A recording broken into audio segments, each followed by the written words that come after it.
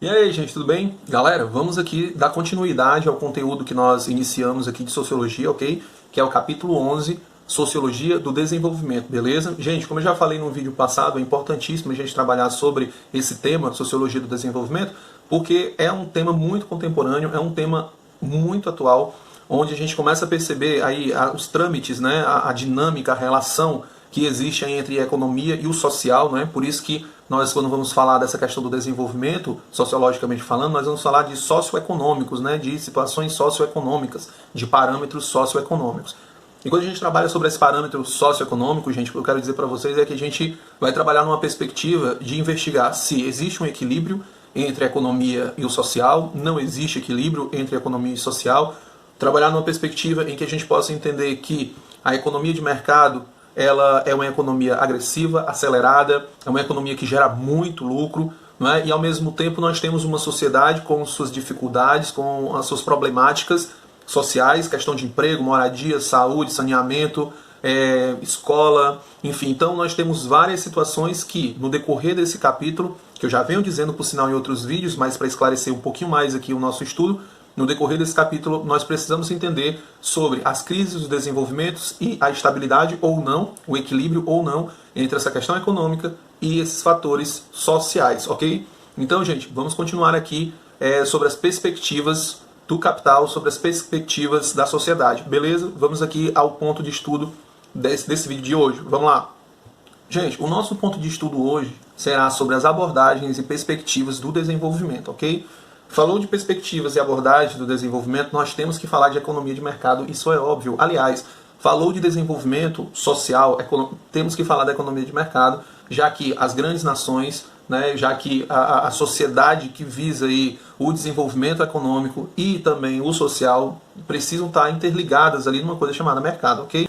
Então, o nosso tópico de estudo hoje, galera, é sobre abordagens e perspectivas do desenvolvimento, ok? Falou de abordagens e perspectivas do desenvolvimento, galera, nós temos que falar de economia de mercado. Como é que nós podemos entender a economia de mercado? Nós podemos entender a economia de mercado, gente, como tudo aquilo que trabalha com a produção e distribuição de mercadorias, né, que são reguladas pela lei da oferta e da procura, ok?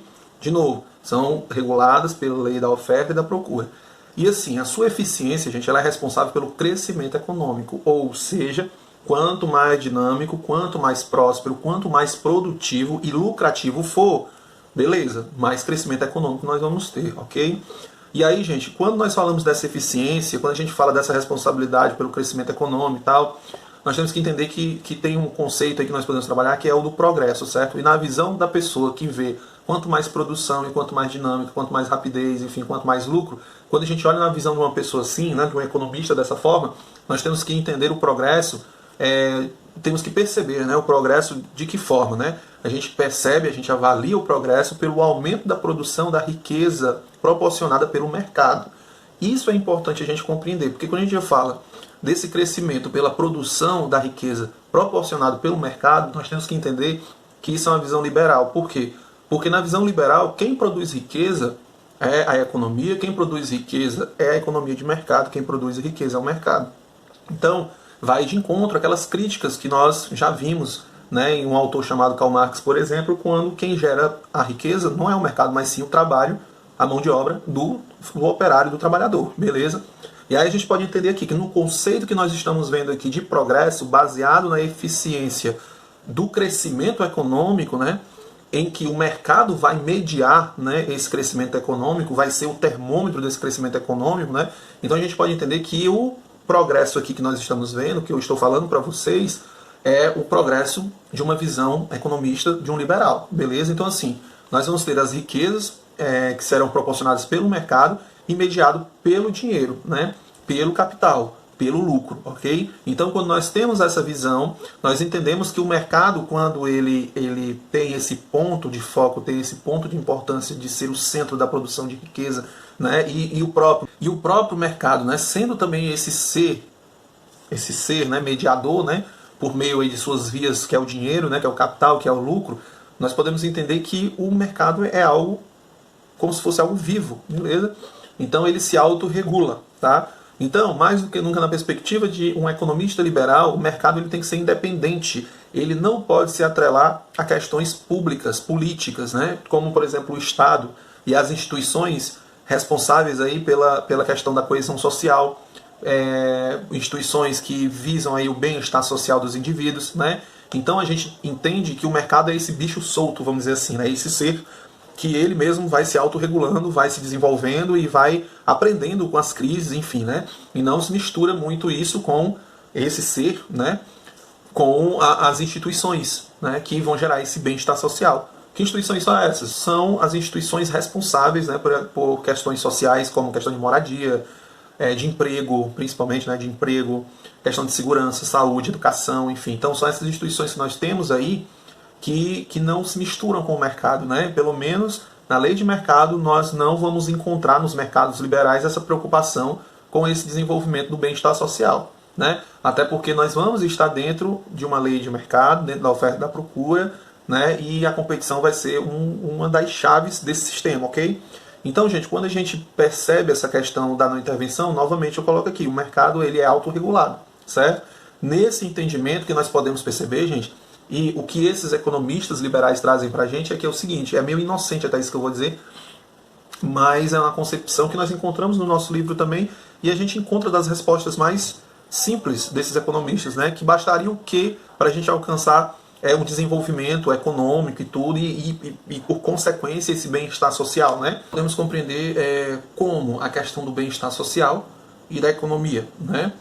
A economia, para ela ser uma economia forte, para ela ser uma economia linear, ou seja, direta, objetiva, em que tenha esse progresso contínuo, né? Nós vamos encontrar como nós poderíamos desenvolver essa economia. Então, segundo o entendimento do nosso livro e das entrevistas de alguns economistas que nós vamos assistir no YouTube, em algum documentário, por exemplo, como naquele documentário da Netflix, né, que ganhou até o Oscar, que é a indústria americana, você encontra esse tipo de pensamento que eu vou dizer agora, né? Então, para o economista, para o cara que está gerando lucro, é muito simples, as alternativas é como se fossem muito fáceis. E como vocês viram, o que gera lucro aqui, o que gera riqueza, não é o trabalhador, o que gera o mercado. Logo, se é o mercado que gera riqueza, eu não preciso do trabalhador. Como assim, Jefferson? Não tanto. Eu posso, por exemplo, investir em máquinas e gerar mais lucro, dispensar o trabalhador.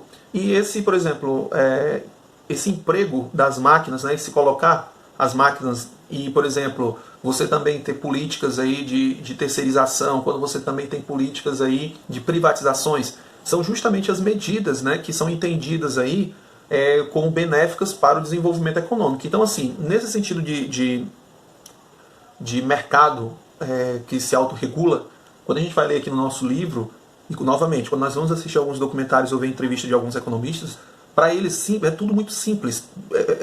Para fazer com que a economia seja positiva, que a economia seja produtiva, é tudo muito simples. Então, assim, bastaria para muitos economistas liberais, não é?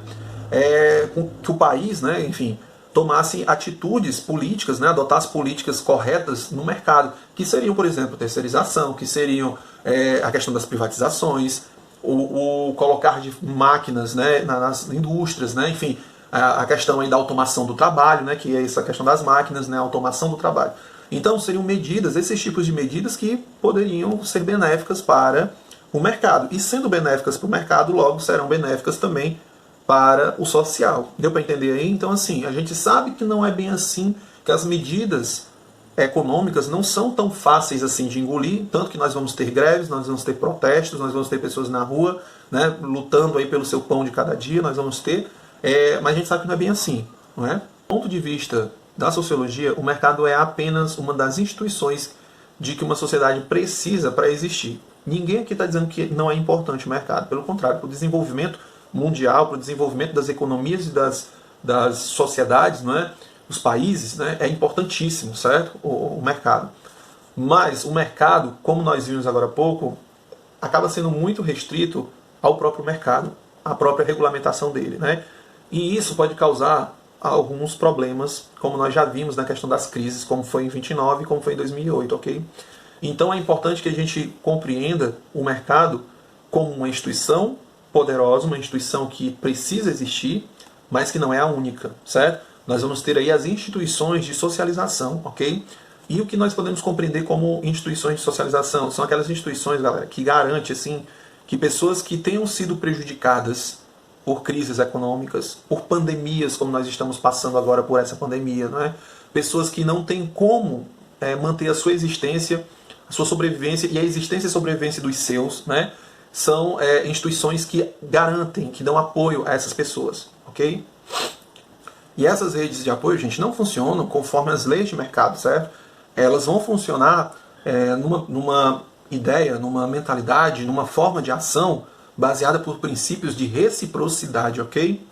E essa reciprocidade, ela é mediada pelos diferentes laços sociais, né? A gente pode entender de que forma isso, a gente pode entender que vai além da questão econômica, né? Mas vai ali ser pensada a partir da escassez dos recursos disponíveis, né? Onde os indivíduos não vão ter recursos e onde nós vamos agir de forma ética, de forma positiva, ali ajudando, dando assistência a outra pessoa, ok? E aí, gente, nós temos essas instituições de socialização que elas não se baseiam na lei de mercado, ok? Mas elas se regulam, vamos dizer assim, por princípios de reciprocidade, que são medidos aí, gente, pelos diferentes laços sociais. Nós também podemos entender, gente, que significa que além da questão da reciprocidade, é a questão ética, da gente olhar para certas situações e agir frente àquilo dali, ok? Então, essas instituições de socialização são muito importantes para a gente dar uma condição melhor de vida para as pessoas, certo? Então, na questão de um abrigo, na questão de uma acolhida, na questão de comida, certo? De ter ali aquelas pessoas numa situação de ajuda, numa situação de apoio, não é? Então, essas instituições, infelizmente, na mentalidade mercadológica, elas não entram na perspectiva, elas não entram na mentalidade de quem está no topo, né? E aí nós entramos num problema. As pessoas que têm acabam olhando para as pessoas que não têm, chamam de vagabundos, dizem que se eu prosperei, você também pode prosperar porque tudo é igual para todo mundo, como é que é a meritocracia e tal, enfim. Então, será que todos somos realmente iguais nessa sociedade? Será que todos nós aqui temos as mesmas condições, né, de lutar por aquilo que queremos, né? Será que todos nós temos condição de ter uma moradia de qualidade, de ter uma comida de qualidade, né? As 3 refeições, né? Temos condições disso, sabendo que no nosso país, por exemplo, o Brasil, tem crianças que vão para a escola para comer, porque não tem em casa, né? E essa pandemia revelou mais do que nunca isso, né? Será que nós temos transporte escolar e transporte público de qualidade? Será que nós temos saneamento, todos nós, de forma igual? Será que nós temos pai, temos mãe? Será que nós temos esses dois ou nenhum? Será que a gente tem alguém para nos apoiar nesse momento, para dar força, né? Então, essa mentalidade da economia de mercado, gente, ela se encaixa muito dentro da meritocracia. E a questão da reciprocidade dentro dessa estrutura mercadológica que nós vivemos, né, baseada nas instituições de socialização, elas existem para quê? Elas existem para tentar dar um apoio a essas pessoas que não têm condições, cara, né? Não têm condições no normal e pior quando tem situações como a da pandemia, né, que agravam mais ainda o problema, ok? Então, gente, nós temos que entender que a economia, de uma forma geral, né, ela está imersa tanto em instituições econômicas propriamente, como, por exemplo, o mercado, certo? Como não econômicas, como a família, a igreja, a escola, enfim. Então, perceba que nós temos aí uma situação muito complexa, né? E assim, a economia, de uma forma geral e na sua essência, como já foi dito, podemos encontrar em várias situações. Mas quando nós trabalhamos sobre a perspectiva da produção e da distribuição de algo, como é a economia de mercado, nós temos esse problema desse equilíbrio entre o que é economicamente lucrativo, produtivo e lucrativo, e aquilo que economicamente é considerado como gasto, né? Como saúde, saneamento, educação, segurança, enfim, né?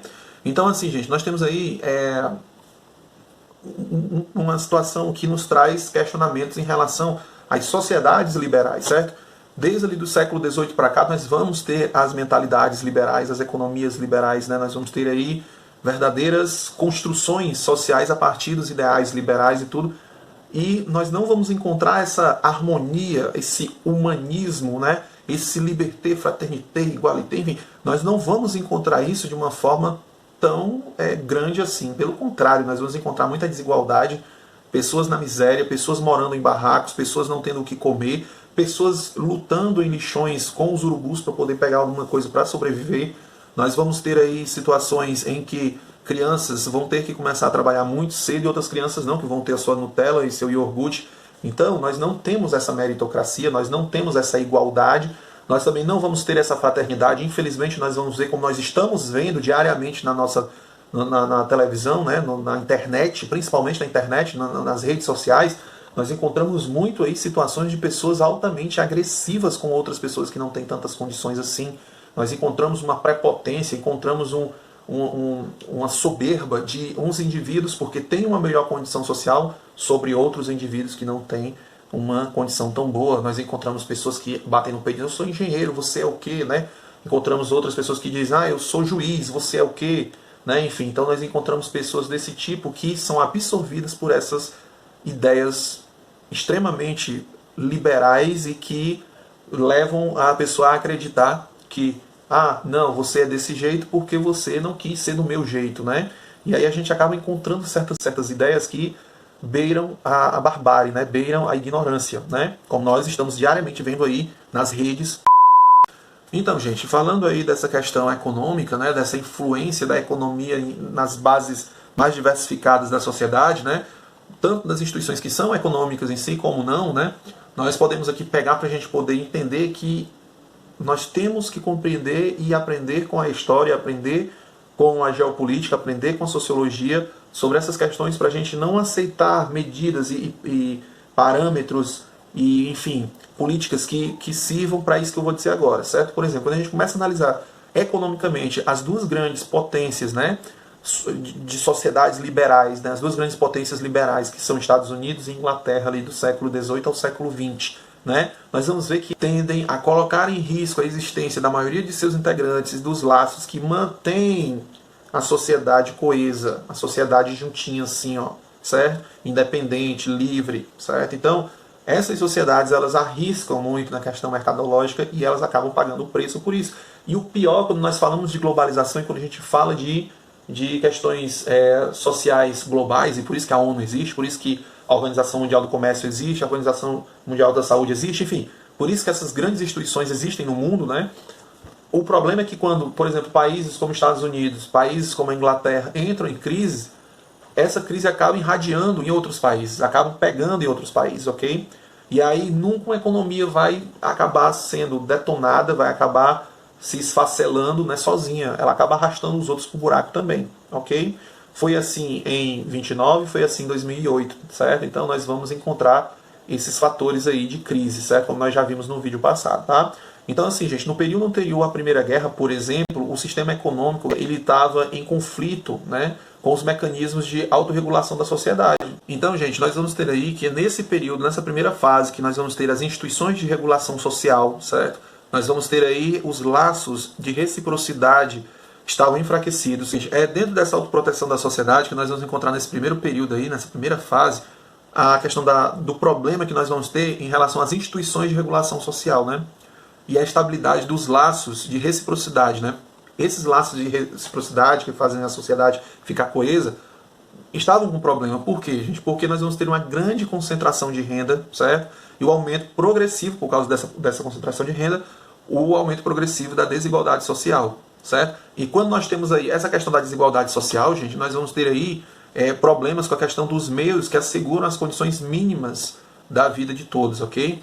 Então é nesse ponto aí que nós vamos ter mais uma vez a preocupação no desenvolvimento social e econômico nisso. Não adianta nós termos aí uma economia muito forte, mas uma economia que está em constante risco, e essa economia forte, o país estando de forma boa, né, na economia, não investir no social, e quando esse mesmo país perde a sua condição boa, a sua condição benéfica, piora a vida ainda mais do cidadão, né? Então, assim, nós temos que ter aí uma observação em relação a essas instituições que regulam a vida dos indivíduos, né? E não é controle da vida dos indivíduos, mas que regulam a questão social da vida dos indivíduos, certo? E que mantém aí esses laços, né, de coesão social entre os indivíduos, que infelizmente acabam sendo confrontados pela concentração de renda, né, e desigualdade social. Então, gente, a partir dessa questão da concentração de renda, logo da desigualdade social, né, da fragilidade desses mecanismos de coesão social, certo? Nós vamos ter aí o Karl Polanyi, que vai estudar esse fenômeno na década de 40, certo? Vai trabalhar sobre a perspectiva da investigação dessa concentração de renda, da desigualdade social que aparece devido a essa concentração de renda, da fragilidade das instituições sociais que existem para dar um suporte aos indivíduos que passam por necessidade e que tornam coesa aí os laços sociais também, não é? Então, assim, ele vai observar o quê? Ele vai observar a situação que se evidencia, né, pelo aumento do número de pobres e de miseráveis, galera, ok? Então, assim, no momento que existe essa crescente de pobres e miseráveis, torna-se necessário impor o quê? Limites. Limites ao quê? Limites aos investimentos sociais? Não, limites à autorregulação no mercado. Olha a cabeça dele, certo?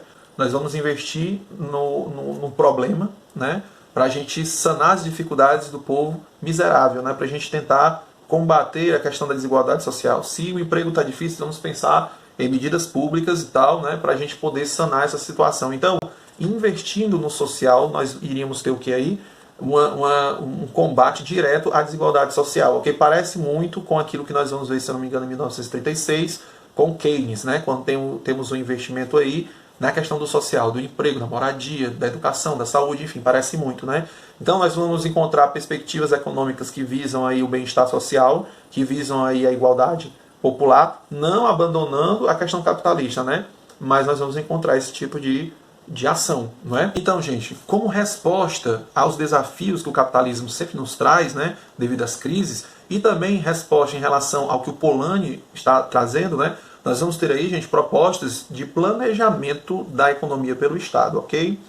Né? Então, assim, na via política foi possível reintroduzir, né, na dinâmica do mercado princípios de sociabilidade, ok?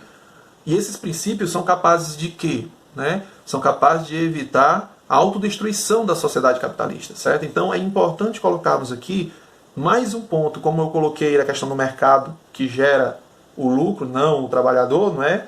Aqui olha o discurso mais uma vez, né? Então nós vamos ter uma preocupação desses economistas, capitalistas, enfim, né?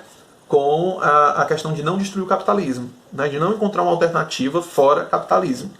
Até porque quando nós pensamos numa alternativa que não seja o capitalismo, pensamos em outra alternativa, nós estamos tirando lucro de alguém. Então vocês percebem aí a questão da preocupação sempre em manter, né, o capitalismo. E aí a gente costuma encontrar pessoas sempre dizendo assim, então vai para a China, vai para Cuba, vai para a Coreia do Norte, né?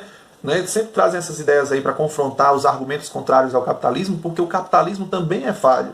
O capitalismo também tem seus problemas e problemas agressivos, mas o principal não é a desigualdade, não é o problema das crises, mas sim o problema é que alguém vai estar lucrando no capitalismo, na economia de mercado. Então, os grupos, as pessoas que lucram com o mercado, não vão querer outro tipo de economia, pois se vier outro tipo de situação econômica, alguém vai perder. Vocês percebem aí que o problema é manter a sociedade capitalista e os seus princípios.